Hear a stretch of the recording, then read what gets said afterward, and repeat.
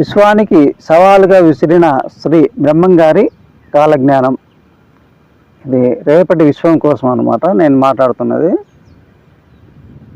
సనాతన ధర్మమా, ఆధునిక విజ్ఞానమా, ఈ రెండు విషయాలతో మనం మాట్లాడుతున్నాం. ఇక్కడ మొదట వచ్చేసి శ్రీ శ్రీ పోతులూరి వీరబ్రహ్మేంద్ర స్వామి వారి కాలజ్ఞానంలో విశ్వప్రళయం ఎలా జరుగుతుందో అని దాదాపు 450 సంవత్సరాలు ముందుగానే చెప్పిన ఆధారాలు.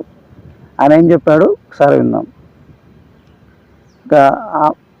అమావాస్య నాడు చంద్రోదయం అవుతుంది, అర్ధరాత్రి సూర్యోదయం అవుతుంది, సూర్యచంద్రులు గతులు తప్పేరు. ఇది ఖగోళంలో జరిగేటువంటి మార్పులు. ఇది జరగాలంటే ఏమి జరుగుతుంది?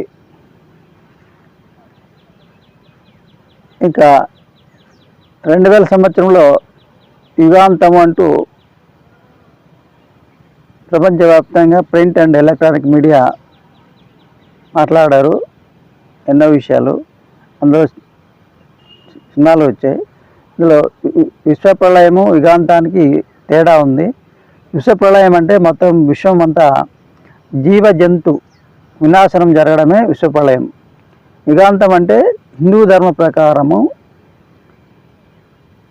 4 యుగాలు ఉన్నప్పుడు ఇప్పటికి 3 యుగాంతాలు గడిచాయి. ఇంక 4వ యుగాంతం ఉంది. అది ఎప్పుడు జరుగుతుంది అంటే ఈ 3 యుగాంతాలు మనం తెలుసుకోవాల్సి ఉంది ఎలా జరిగాయి అని. 4వ యుగాంతం ఎలా జరుగుతుందని ఇది హిందూ ధర్మానికి సంబంధించిన కాన్సెప్ట్. ఈ యుగాలు 4 ఉన్నాయి. ఏంటి? కృతయుగం, త్రేతాయుగం, ద్వాపరయుగం, కలియుగం. ఈ యుగాంతము అనే దాని కాన్సెప్ట్ ఉంది. విశ్వప్రళయం అంటే విశ్వము మొత్తం డిస్ట్రాయిడ్ అయిపోవడం, వెళ్ళిపోయి ఇది ఎలా జరుగుతుంది అనేది ఇది. ఇంకా సనాతన ధర్మమా, ఆధునిక విజ్ఞానమా అంటే సనాతన ధర్మంలో ఈయన ముందుగా చెప్పాడు. మరి ఈరోజు ఆధునిక విజ్ఞానము వచ్చేసి ఇంకా ఈ మధ్య భూమి తూర్పునకు 80 సెంటీమీటర్లు వాలి ఉంది, మరియు భూమికి చంద్రుడు సంవత్సరానికి 3.8 సెంటీమీటర్లు దూరంగా జరుగుతున్నాడు. ఇది సహజంగా మనకు భూభ్రమణ, భూపరిభ్రమణ వల్ల పగలు రాత్రులు ఏర్పడుతున్నాయి. అలాగే అమావాస్య పౌర్ణములు కూడా ఏర్పడుతున్నాయి.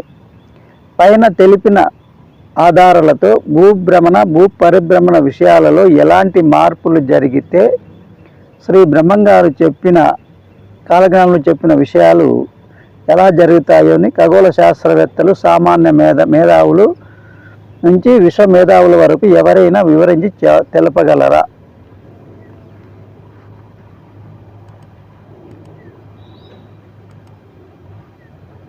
ఇది ఇక్కడ ఉన్నది. మరి అమావాస్య రోజు చంద్రగ్రహణం జరుగుతుందంటే